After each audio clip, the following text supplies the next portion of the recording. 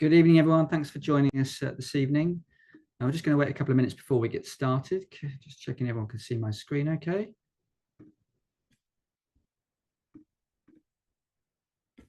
Is that working, Jane, Vicky? Can you see my screen? I can see very clearly, yes. I can see, yeah. Okay, fantastic. Thank you.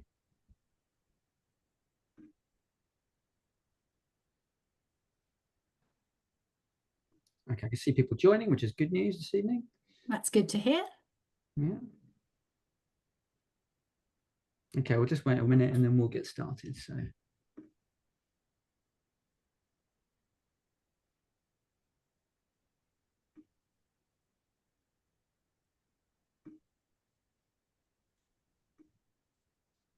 Okay, thank you everybody for joining this evening for our new webinar, actually all about kind of planning your exit and retirement strategies for UK doctors. This is something we've been asked a lot about over the course of the last 6 months, so we're really excited about bringing this topic to you. We've had a bit of a break over the summer, but we're back and we've got a whole series of exciting and interesting webinars coming up over the course of the autumn.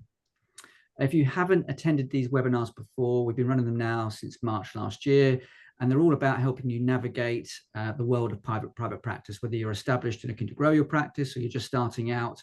Very much kind of like, you know, helping you navigate that world, help you get a deep understanding of the different aspects of running a successful private practice, helping you avoid common pitfalls and mistakes that we see on a regular basis. But ultimately, we're trying to help you save time and money in terms of getting your practice up and running and becoming successful, launching kind of quickly and seeing those patients and those revenues come in the door.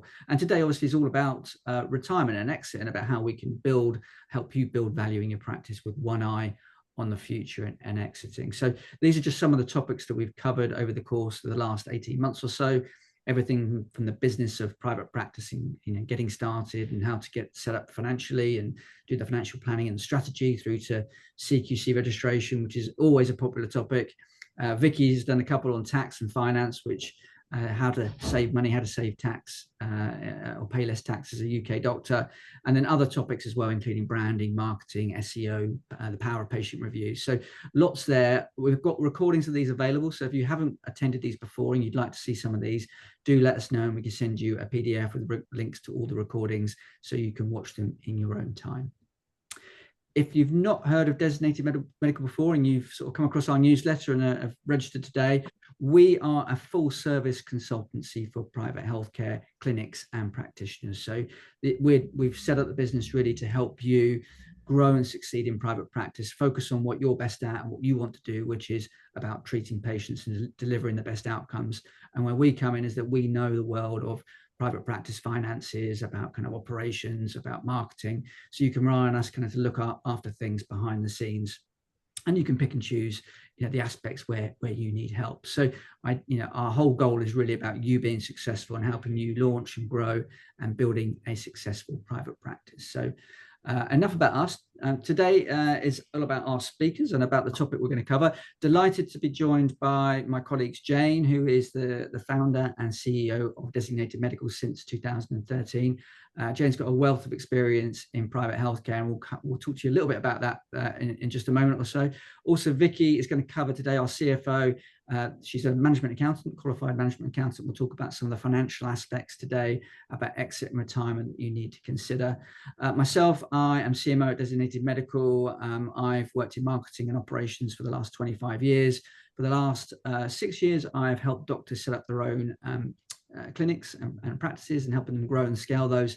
And I've also got my own health and wellbeing startup as well. So I've been there, right from the very start, right from the very beginning of growing and scaling a business. So today is all about planning your exit and that idea of retirement and thinking about and planning about retirement for UK doctors. So what we're going to cover, the three of us today, will be around, firstly, the business of retirement and why it can be difficult for doctors, why it's different for UK doctors than it is perhaps for other fields and other businesses.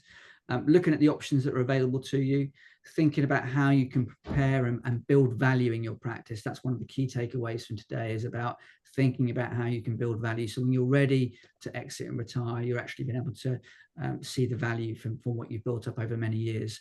Vicky's going to talk you through the valuation aspects. And again, we're not here to value your practice, but we're here to kind of advise you and think about, you know, the various aspects of exit and retirement that you may need to consider. And then finally, we'll cover some common pitfalls that we see, and just giving some thought to planning your next chapter. And then we'll have time for a Q&A with the three of us. Feel free to use the chat today to ask any questions that you might have. It should last about 30 or 40 minutes, and then we can let you go and have your evening dinner and relax on a Thursday evening. So I'm going to pass you over to Jane, who's going to talk you through the business of retirement and what it means for doctors. Over to you, Jane. Brilliant. Thank you, Simon, and good evening, everybody, and thank you for joining us. I wanted to start by talking about some of the challenges that I have heard doctors talk about. You know, over the last 20 years or so, I've worked with many doctors who've got to the point in their career where they're ready to look at the next stage and look at retirement. And so I just wanted to share with you some of the sort of conversations I've had and some of the challenges that I know these doctors have faced. Now, of course, firstly, when anyone is looking to sell their business, you know, a business that they've worked very, very hard for many years to build up, their number one priority is going to be about making sure they get a fair valuation, and that financially they are well rewarded for all the work that they have put into their practice. But I think with doctors, it's possibly unique in that there is another consideration. That's really about reputation. You know, most successful doctors in private practice care deeply about how their patients are going to be looked after once they retire. And that's a huge consideration for them. So they need, when they're looking for someone to take over their practice or a potential buyer, they're not only looking for the financial reward, they're looking to find somebody where the chemistry is right, who shares their values, you know, so that the new team, whoever they might be, look after the patients in the way that they've always been cared for. So, and that also extends to the team. You know, a lot of doctors care deeply about the team who have often been with them for many, many years, and about the legacy that they've created. They feel they've created a practice that's very special, and they don't want somebody to change that in a way that they perceive to be negative. So those are some of the sort of conversations I've had over the years. And then if we move on to the next slide, again, I just want to highlight some of the reasons why exits haven't gone quite as smoothly as a doctor might want them to. And the number one bullet point on here is really the most important, is just doctors are so busy, they don't have time to think and plan ahead for retirement. So they're not thinking ahead of time. And typically when a doctor is ready to have the conversation about retiring, they want to retire imminently. And selling any business does take time. Finding the right buyer takes time. And so it's never to be in a good, it's never good to approach this and to be in a rush. So the most important thing really is to plan ahead. The second point really is about being is about dependence. So this is more important for single practitioners. You know, if there's 3 or 4 of you in a group, it's less of an issue. But certainly anyone who's looking to buy your practice, they will be looking at the revenues that are coming in each year and the profits that you're making. And they will want to be reassured that those revenues will continue to come in the year following your retirement. So if all of the revenues are attributed to the work that you're doing, that can end up in a lower valuation. So that this is something really important that we need to work on, is making sure that the practice is not too dependent on you as an individual. And that also is important from an operational point of view. We need to be able to show that the practice can operate on a day-to-day basis once you've stepped back. So, and that's about having the right systems in place and the right team in place. Obviously, when I talked earlier about, you know, the reputation of your practice and wanting to make sure that the team takes over, the team that takes over, or the doctor that takes over shares your values. And so trying to find a successor, it can be challenging and it can take time. You're looking to find a team of people who are ready to buy your practice, and they're at the right time in their career to do that. And also that they will look after your patients in the way that you want them to be looked after. And it can take a long time, and it can involve talking to lots and lots of different parties before you find the right fit. And then a lot of doctors feel very emotionally tied to their patients. And I think when it comes to letting patients know that you are finishing and you're retiring, that can be much more of an ordeal than doctors foresee. So I mentioned that so you can start to think about that. And linked to that, really, you know, you've worked incredibly hard to build a practice that you're very, very proud of, and it's hard to move on from that. And that's also tied to the question of what next, you know, what's next on this journey for me. So let's move forward to look at how can we actually, you know, how can we actually plan well so that we can make sure this is a smooth exit for you. And so there's three main areas really to think about. One is about operations. So this is about making sure that your practice runs really, really smoothly without you being involved. So this is about having good systems in place. A patient management system, a PMS system is vital, and it's about having the right team so they can manage the practice without you overseeing it. And so the whole area of operations is key. The next area really is marketing. And I talked about PMS already, but this also links with marketing. When a new company takes over your practice, they will want to communicate with your patients. And so they need to know that you've got a really good patient database, and it's easy for them to send communications that explains what's changing, how it's changing, who the new team are, you know, and try to retain those patients with the practice. So the patient database that's part of that practice management system is really key. But also in terms of, you know, marketing, it is important to have really good branding. Now, clearly, if your branding was, you know, if it was Dr. Smith Dermatology versus the Surrey Acne Clinic, you know, the branding of the Surrey Acne Clinic has longevity and it has a value for someone taking over, whereas taking over Dr. Smith's dermatology practice, that causes challenges from a marketing point of view, always having to explain that Dr. Smith has retired or completely rebranding. So branding is hugely important, and having a good website and a good marketing strategy is key. And one of the main reasons for that is you want to be able to prove that you have got a good number of new patient inquiries each month, because that will help increase the value of your practice. And then finally, and probably quite obviously, is finance. You know, anyone looking to buy your practice will want to look at your report and accounts, but they'll also want to dig very deeply into that. So you need to be in a position with solid finances so you can answer all of those detailed questions. So that's a bit about my experience. I'm going to hand back to Simon now. He's going to talk a bit, you know, he's going to talk us through some examples. Yeah, thanks, Jane. Really helpful to get your insight and experience there. So what we've tried to illustrate here is sort of two scenarios, really, two different clinics. We've got Dr. Smith and Associates, and we've got ABC Healthcare. Both clinics have a value, but as you'll see here, they are vastly different, and there's a reason for that. So on the left-hand side, we've got Dr. Smith. He or she is a single practitioner. They're renting a room in a local private hospital with a big healthcare group. The only revenue stream they've got is through the initial and review consultations that Dr. Smith obviously has with his patients. They've only got practicing privileges in that one location. There's no CQC registration, so he or she can't practice elsewhere. The patient database isn't owned by Dr. Smith. It is controlled by the private hospital group. The new patients come through the reception and through the administration team there. So there's no practice management system, as Jane was talking about. There's no digital records of the patients, no way of communicating with them because that's owned by the hospital group. Dr. Smith has a profile page on the private hospital group's website, just a single page with a photo and a bit of a profile. And he or she has not really thought about retirement. Has just been carrying on and using, you know, the private practice as an income stream, an income business, and now has decided that they'd like to retire within the next 12 months. So that's scenario kind of one. So you can see some of the limitations we have there with the sellability or the ability for Dr. Smith to exit.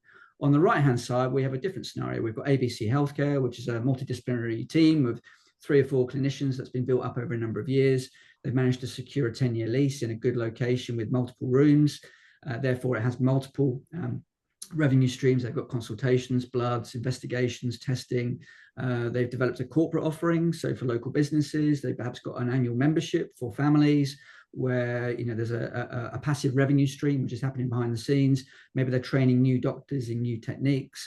So they've got a variety of different revenue streams. So if one falls off, there's still the ability to support the business. It doesn't lose all of its revenue overnight. And that's obviously very attractive to future buyers.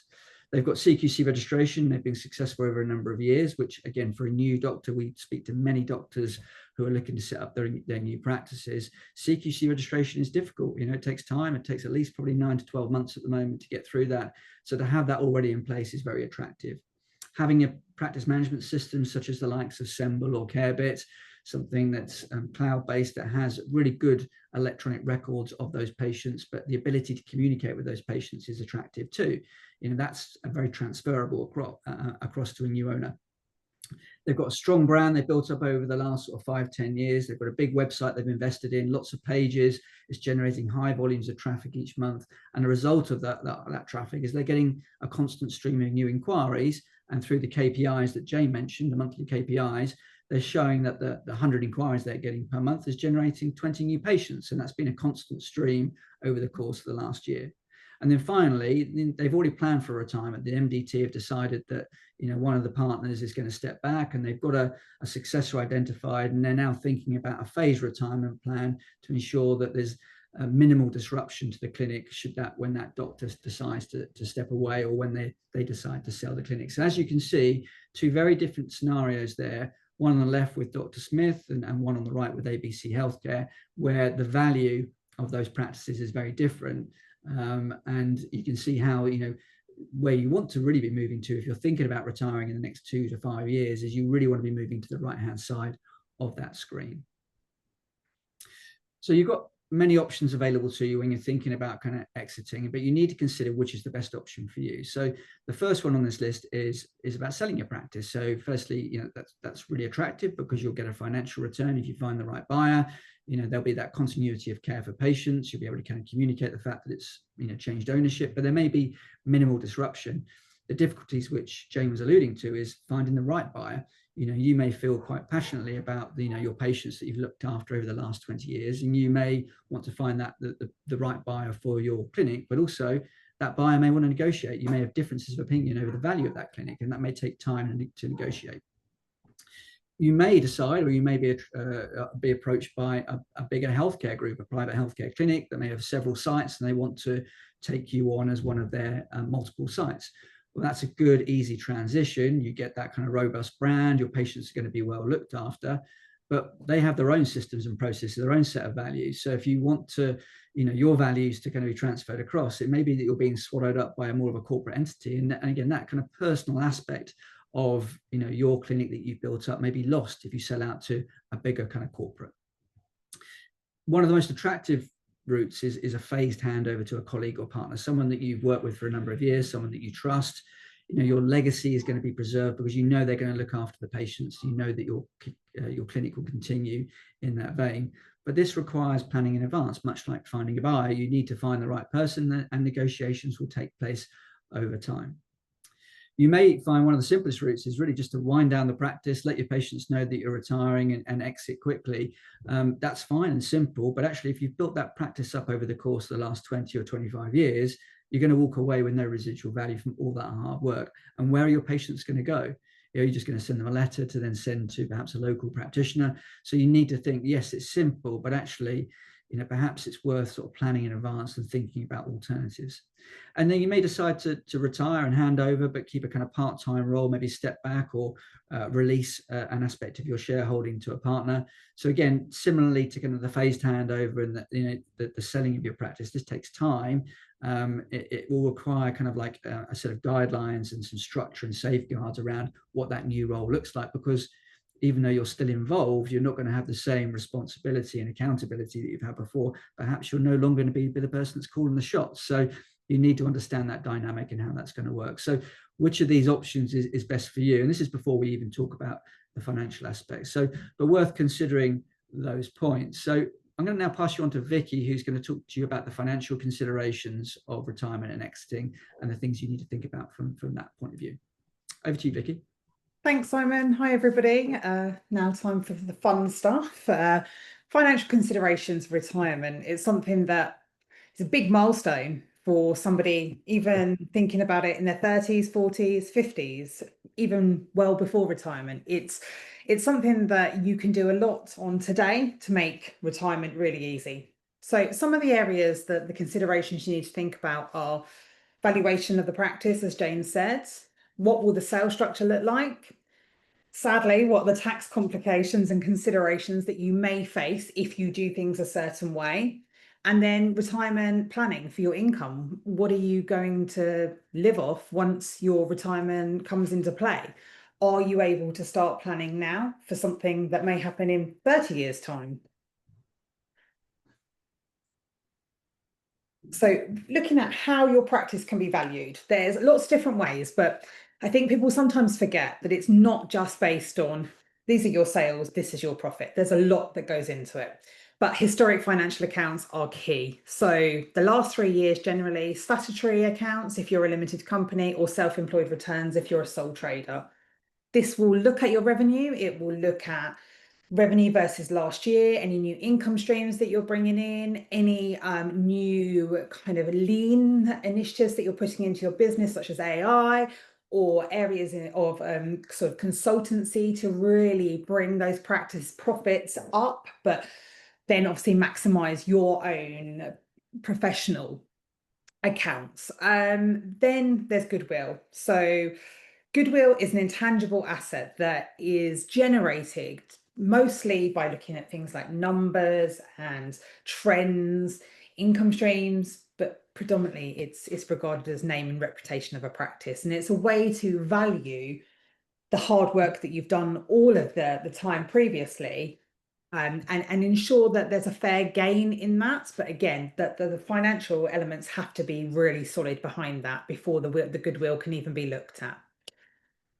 Looking at assets. So do you own machinery, fixtures and fittings, premises maybe, IT equipment, scanning machines, all of these things you may have paid for quite a long time ago, or you may have them, on leases, but they are actually assets to your business.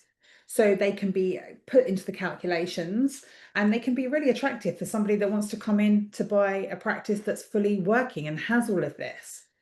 But when you look at assets, you've obviously then got to always look at the fun stuff, the liabilities. So looking at short-term loans, maybe under a year, that's maybe not going to be so bad if you're looking for planning.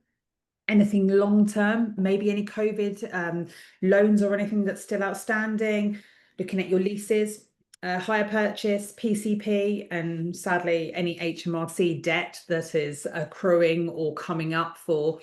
So whilst it's really important to look at, it's great to look at the revenue, all the other areas, specifically the liabilities, can really bring down the practice value if they're not planned for correctly. So tax considerations. There is obviously tax on everything nowadays. You can't get away from it. You can be compliant and try to be, take as many allowances as you can possibly find, and work to make sure that the planning is there. If you're doing good management accounts, good financial accounts in the years that in the planning stage of retirement, none of this should be a shock. This should all be planned for, but it can still be scary when you see it. But if goodwill is generated, as I said, part of the reputation, part of, the real kind of the brands that you are selling, then capital gains can apply depending on the profits, such as also in there, like if you were selling a practice premises, if it's a property, that then obviously can be compliant with CGT, which is obviously not nice. But again, we can work around those things and make sure that everything that is in there is put into the practice price. So yes, you're going to pay a bit more tax, but we can increase the practice price by doing other things. Sadly, income tax and corporation tax, you can't get away from it. And judging by the budget that I've read, I think we could be in for even more fun and games. But currently, corporation tax is chargeable on all the final profits, if you have a limited company, that is. Now, you need to plan for these, because if you have done all this work to make your practice really lean, really high revenues, really high profits, that is going to mean higher tax. But hopefully, it's going to mean a higher selling price for you as well.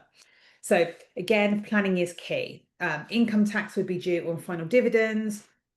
And if you're self-employed, sole trader, then it would be on those profits. One thing to think about as well is pension planning in terms of working with your independent financial advisor now. We deal with somebody who he always says, when's the best time to invest? And he says, today, now, yesterday. You know, it is literally never too early to start. There are so many schemes now where limited companies can pay into retirement pots for directors, things that you can be doing to make sure that when your retirement does go through, you've got a nice amount that you're going to walk away with a sale. But actually, for the last 15 years, you've been putting the money away, which has brought down your profits over the years. You've paid less tax through your limited company, and now you're going to have your sale profits and your nice lump sums that you've put away. So working with an IFA is crucial in the planning for retirement. Thanks, Vicky. Really useful points there on the financial side of things. So drawing towards the end of the webinar today, common pitfalls that we see. So as Vicky mentioned, that the planning, is never too early to plan. So don't leave it late. Don't lose leverage. Don't assume that someone will just take over. As we've talked about, the right person to take over your legacy and your patients and take care of your patients is really important. So don't sort of assume that someone is just going to come in from the wings and take over. That does take time. Plan the legal aspects, the financial aspects, or the tax aspects that that Vicky just mentioned, really important. And also the emotional side of stepping away. And Jane talked about this at the top of the webinar, that it is very different to selling a business in construction or in IT. You've been looking after these patients for a number of years, and there is an emotional side of stepping away from that and leaving them with somebody else. So these are the things that you will need to consider. Also think about what the next chapter means. Retirement doesn't mean the end. You could be working part-time, so maybe in a different capacity, 1 or 2 days a week. We talked about the idea of stepping back and maybe not having responsibility for the clinic and just actually seeing patients in your own time, or a couple of half days per week. You may want to do different roles, such as advisory or mentoring or working or speaking, for instance. I know that a number of our doctors like to spend more time on the speaking kind of circuits and going to kind of conferences. What about your personal goals? You don't want to all just be focused about work. So maybe that there's a particular passion that you have for music, or for sport, for golf, or you want to travel the world. You've been working really hard for the last 20 years, and actually you've sacrificed that kind of personal and leisure time or family time, and you want to get that back. And also not thinking about retirement as the end. It could be it's part of the next chapter of your career that you're moving on to. So just some other options and thoughts to kind of consider. So to summarize, we're going to move on to our Q&A. I think the first point here is around planning. It's really key that if this is something that's on the radar, when we now talk to doctors that are starting their private practices, the first thing we ask them about is their vision. Where are you going? Is this a lifestyle choice? Is this something that you are looking to do 1 or 2 days a week for the next 10 to 15 years, just as a way of having a portfolio career alongside your NHS? Or are you setting something up with a number of colleagues? And we had, with the benefit of working with and speaking with Lavan from Cinnamon Healthcare back in July, where they've got together and they've got a plan and they want to scale and grow that kind of GP practice in Southeast London and Surrey. So it's important to have that kind of vision and to be planning about what this looks like in the future.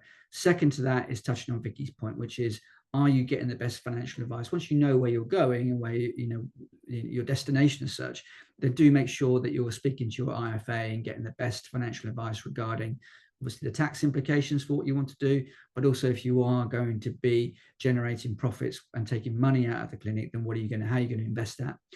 So those are really important considerations. We talked about the various options that are available, whether that's kind of sale, whether that's passing on to a colleague, whether that's stepping back, whether it's winding down. There are other things to consider too, and we have got partners that we work with that can help you on this front. So do get in touch with us if you'd like to sort of talk through the various options that are available to you. Think about that succession plan. What is important to you. It's going to be different for everybody. Some people are going to be happy to kind of walk away, sell their practice and not have to worry about their patients, but others may want to kind of keep tabs and make sure that their patients are being looked after alongside their legacy. It's never too early or too late to start building value in your practice. We gave the example earlier of Dr. Smith and ABC Healthcare, and you could see the clear differences there. So it's about that sort of transition. If you are trying to build value in your practice and you want to maximize the value in the future, then there's some key tips and recommendations there that you can action tomorrow when you get up in the morning. And do avoid those common pitfalls that we've discussed today. Don't leave it to the last minute. Don't just think that someone's going to come in and take over. Selling your practice and exiting takes time, so don't expect to be out by Christmas. So these are just some kind of key takeaways from today. We've got a Q&A. We had some questions come in over the course of the week, but please do use the chat function that we have available. If you'd like to ask a question, we will do our best to answer those for you. So Jane, perhaps you could answer the first one, which is, what is my practice worth?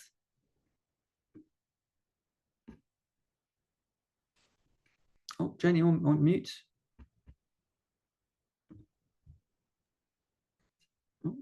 Sorry, I'm back. Yeah, I'm happy to answer that, although unfortunately it's not easy to give an exact answer to that. What is my practice worth? I mean, as we saw, I think quite clearly in the example you talked through, Simon, where you had Dr. Smith and then you had ABC Healthcare, you know, there's a lot of different factors that need to be taken into account. I think when you hear, you know, typically there are a lot of brokers in the industry who will value your company for you when they go through a whole process, which starts with the finances. You know, I would recommend that before you talk to a broker, you talk to your accountant and you go through all of this with your accountant, so that you start the conversation on the right footing. But the first thing that we would look at from an accountancy point of view, as Vicky said earlier, is the last 3 years accounts. That would be key. We would then need to drill down into that to really understand where the revenues came from and how dependent the practice is on one person. But we would then also take into account a lot of other factors in terms of the marketing. You know, I knew of a practice that sold a few years ago now, but they sold for a considerable amount of money because their website was so amazing, and one of their competitors thought it would be quicker and probably more cost effective to buy their company and inherit that website rather than build their own and build that reputation over a period of time. So, you know, there can be a lot of different factors that impact your valuation. You'll also hear people talk about multipliers. So different industry sectors have different multipliers.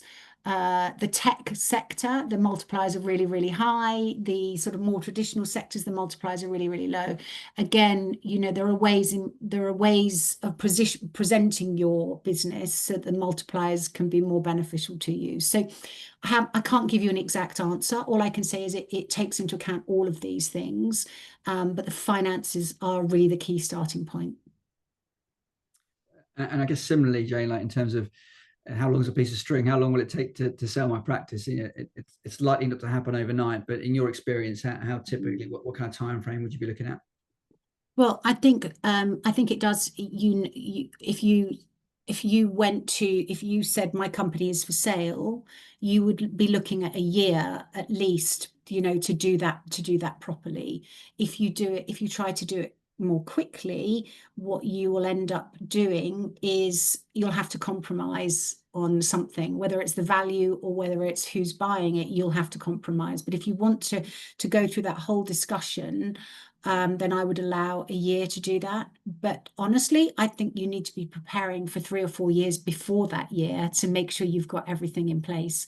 You know, developing a really good branding and a great website, you can't do that overnight. That takes time. So you've really, you know, I would, with our clients, you know, I always ask them right from the beginning, what are your plans? As you said, Simon, you know, you're starting your private healthcare business. What are your plans? And the strategy for their business is different depending on what their long-term plans are. So I would have go through that thought process sooner rather than later and plan as early as you possibly can. Yeah, no, really good advice. I think on the marketing side of things, Jane, as well, that you touched on, and you know, driving, you know, there's various ways in which you can drive traffic to your site, but building a really good website that's got good value levels of organic traffic coming to the site week in, week out is incredibly valuable. It takes years to build that up. So again, when should I start thinking about retirement? You know, I think as soon as possible, you should start building it into your plans right away. I think that's a really important kind of point from today. How about the next one? Again, perhaps we'll let Vicky touch on the final one, but how do you go about finding a successor? How would you typically kind of like go about finding the right person to take over and look after your patients? So I think it depends on what you're trying to achieve, and it depends on the nature of your practice. So if you have a significant healthcare business where you've got, say, 10 doctors, then I would suggest we would be looking at talking to some of the brokers in the marketplace who talk to the bigger finance companies, the bigger investment companies. So you're looking for someone who potentially isn't another group of doctors. It's someone who's buying the practice because they see it as a really profitable business for them to be running. So, that would be sort of the bigger companies. That's how you would go that way. If you were more of an independent practitioner, then it can often be about your own network of people within your network doing a similar job to you and letting them know that you're interested in trying to find a successor that way. And one of the things we can do to help with that, we have very large networks within the private healthcare sector. We can start to explore those sorts of options as well. A lot of the brokers will advertise. So if you go online, you can find details of healthcare companies that are for sale right now. So you can advertise your company for sale. So there's lots of different ways. And again, the best way is dependent on what your strategy is and who you hope to sell to. Yeah, I think that's a really good answer. I think the other thing to point out, Jane, about our network and where we can perhaps be of help to the people on the call this evening, the webinar this evening, is that we're getting approached week in, week out with doctors that are looking to start their own private practices. So we are working with several dozen at the moment, helping them build their practices. There's an opportunity here that if you are thinking about kind of like exiting or retiring, we can introduce you to those people that are looking to build their private practices, and depending on the medical field that you're in. So do let us know if it's something we can help with. And then, Vicky, I know I haven't asked you any questions yet, but perhaps we touched on a little bit about kind of websites and about multiple revenue streams, but with an accountancy kind of hat on, how would you go about sort of maximizing the value of your practice should you be thinking about sort of sale or retirement in the next kind of 2 or 3 years? I think it's really looking at your accounts, as boring as that probably sounds, and everyone probably hates doing that, but really looking at what your accounts are telling you.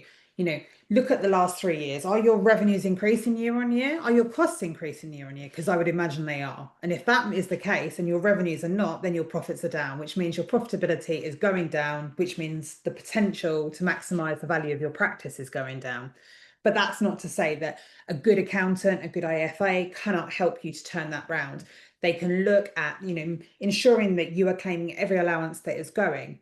Are you using the best suppliers for your your consumables or any of your products that you're buying? Are you, as we've talked on previous webinars, are you employing staff? Would it be better to actually use a contractor? The way that the employment has going, and really looking at, is there areas within the medical healthcare that I'm doing that I can expand upon? Is there there's revenue generation that I don't need to be involved in? Is there areas that don't cost me anything, but I can get pure profit from? And it's really looking at that. It's really understanding, if I can get it from A to B in the next 18 months, imagine what you can do in the next 3 to 4 years if you have a goal and you know where you need to be. But outside external accountancy and IFA advice, in terms of the finances, is really, really, it's worth its weight in gold.